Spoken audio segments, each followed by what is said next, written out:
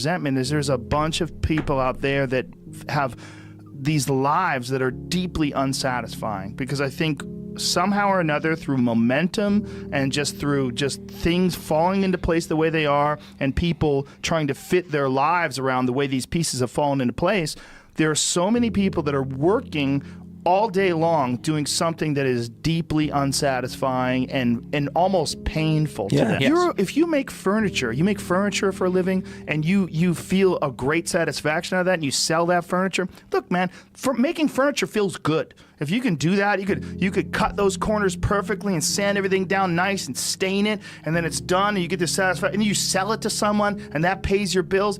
That is infinitely more satisfying than being stuck in some fucking cubicle working for someone that you don't want to work for, having to have these stupid fucking office meetings, talking to people in human resources, sitting down with your supervisor where they evaluate your job performance, and you're not really, you really need to be enthusiastic about this company. This company is your future. This kind of you're like, fuck, kill me now. There's a lot of people out there that would way rather do something else, and I hope they understand that they can. Everybody's got these stupid barriers they put in their own head. You got to resist those goddamn things, because they don't do you any good, and they certainly define the potential for your future in a negative way that's not self-serving, and it's not even real. You put this artificial ceiling on the potential for what you're doing. If you hit a wall, okay, that just means you need to regroup and rethink. It doesn't mean that wall's there, especially when it comes to something like social media or like a podcast, something where you like it less, fix that. Figure out a way to do it. You can do that. And this idea that there's no way to get past the starting block today is just ludicrous. It's crazy. And it's just this poor thinking. And people that are trapped in bad situations, one of the problems is you feel like this is your future. You feel like you're fucked and you can't get out of that. There's no hope. There's no light at the end of the tunnel. There's no rainbow. And if you feel like that, that alone can be incredibly defining and limiting. But if you look at yourself objectively and say, okay, I kind of am fucked here. I'm in credit card debt. I'm working in a shitty job. I don't like what I'm doing, but I have some ideas. I need to feed those fucking ideas. I need to feed them and water them, and I need to set aside a certain amount of time every day to just try to make those things happen. You can do that. Wondering why other people's success, or wondering why other people are successful, is the refuge of losers. Wondering why other people are successful. Like, who gives a fuck? You can say you think it sucks, but to spend time wondering why someone is successful and hating on someone who's successful, it doesn't do any good. It's like, what is that old expression that jealousy is, it's a poison that does the opposite of its intended, is that your mind, you have a certain amount of bandwidth. This is why I don't read Instagram comments or Twitter comments or YouTube comments. Like, I don't have any time. If I read them, it's an accident. But to seek them out, like, you have bandwidth. I don't spend time wondering why I hate things or hating on someone or being jealous. You have, let's call it units. You have 100 units of bandwidth in your mind. So that means there's 100 units that you can spend on things you care about, or you could let your mind be occupied by some stupid fucking Twitter feud that you're in with some idiot that you don't even know, and you could spend 30% of your Twitter bandwidth or your mind bandwidth on this, and then you only have 70% for the things you love. And then maybe you're involved in some fucking relationship with someone who's an idiot, and you're arguing back and forth with them. Well, there's another 30% that's gone. Now you have 40% left. You have 40% for the things you love instead of 100%. But if you only concentrate on the things you care about that mean something to you, and I think that there's a lot of people out there that think somehow or another you're going to get to some place where you're living in silk sheets and you're getting your toes done while someone's dropping grapes into your mouth. I don't want that. I've never wanted that. That guy's not going to be happy. He's going to be bored. An hour into the grapes, you're going to get those fucking grapes away from me. Stop painting my toes. What am I doing in this bed? I got to do something. I'm not stimulated. The human organism, the animal that we are, needs constant stimulation because it evolved trying to find food and escape enemies. and find shelter, escape nature, escape the elements, try to survive. And this is the great joy that you have in taking care of your children, that you can protect your children from the elements and the enemies and feed them. And it's also the great sadness that you see in losers. When I see a loser, I see some guy who's 43 years old, lives in his parents' basement, and he fucking hates the world. I'm like, that was a baby. Man, this is a baby that somebody just gave shitty nutrients to, whether it's nutrients in the forms of food or in the form of thoughts and ideas and examples, and this kid developed these horrible self-defeating patterns of behavior that have led them to this point where they're this middle-aged person with no future and no idea of how to get out of this rut, and probably never will escape it, and might just wind up sucking on a gun. You know, I mean, this is the world that we live in today. And I think part of that world is because we have been fed this line of horseshit that you're supposed to seek comfort. And I don't think you are.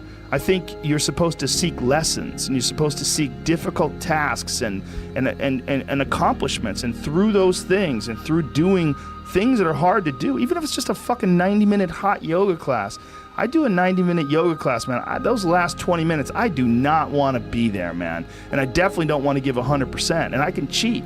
I can kind of half-ass it. I can. But if I don't, and I get through it, when that time is up and the lady says namaste and everybody gets up, I'm like, fuck, man, I made it. You know, I lost 15 pounds. My fucking yoga mat is drenched to the point where I could literally wring it out and fill a jug up with water.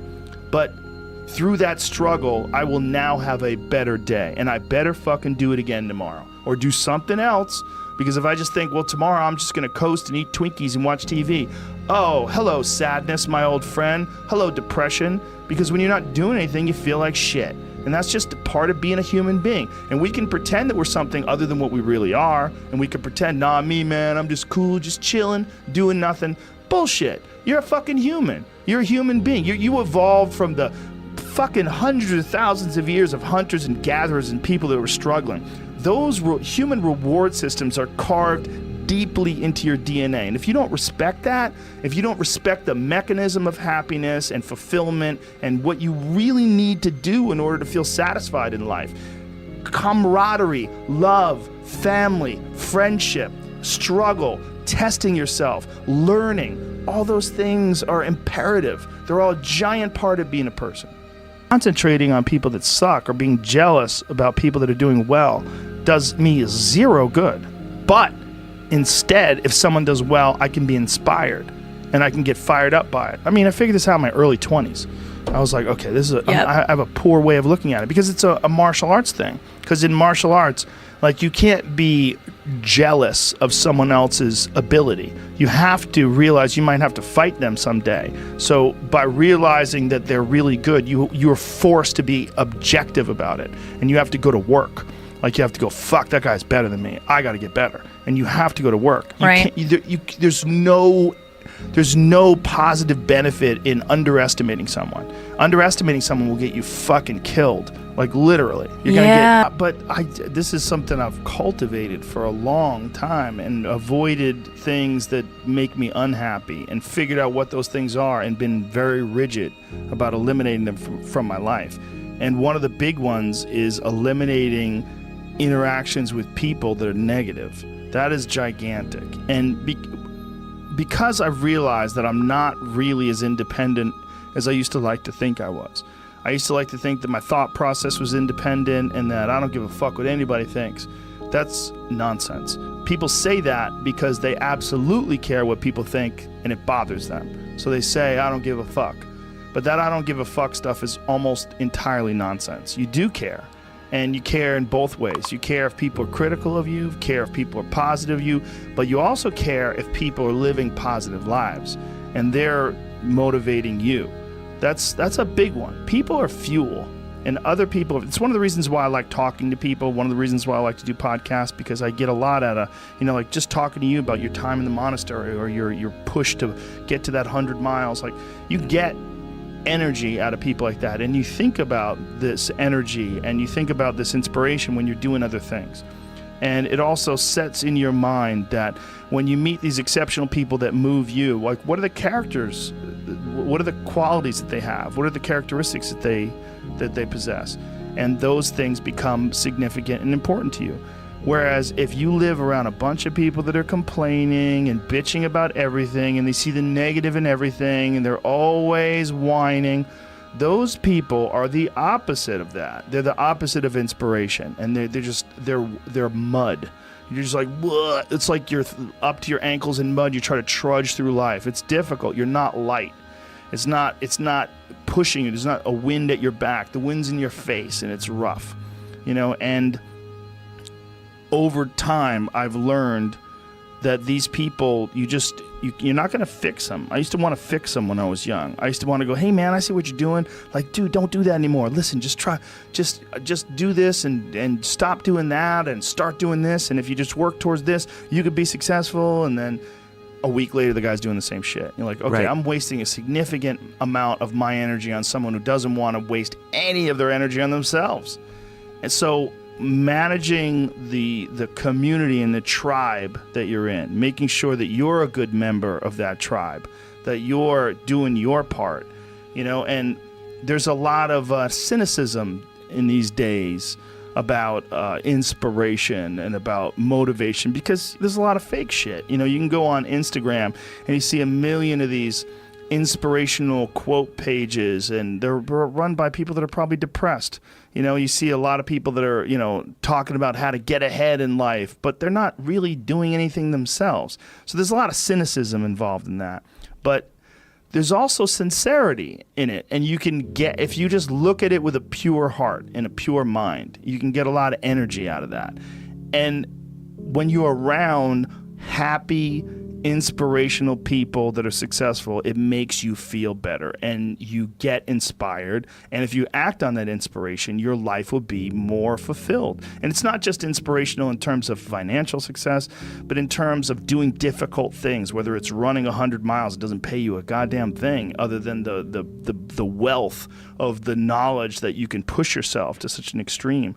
Or anything else, whether it's someone who becomes really good at playing chess, or someone who's really good at martial arts, or whatever it is. There's a great feeling in these overcoming these difficult things, because life is never this just constant state of, I'm at a 9 all day, and when I'm with my wife, I hit 10. Yay! And I stay like that. That's not real. What's real is, like, you saying that you went to this monastery and felt all this angst about meditating and being alone and not having your phone and not having the input, but then when it comes out of it, then you have this reward. So you push through this, and you had these uncomfortable feelings, and you came out of those uncomfortable feelings with this newfound appreciation for time and this respect for your own existence in your own space, and carving out 3 hours for yourself a day. That's where it all comes from. It all comes from life lessons, and the lessons are learned through struggle.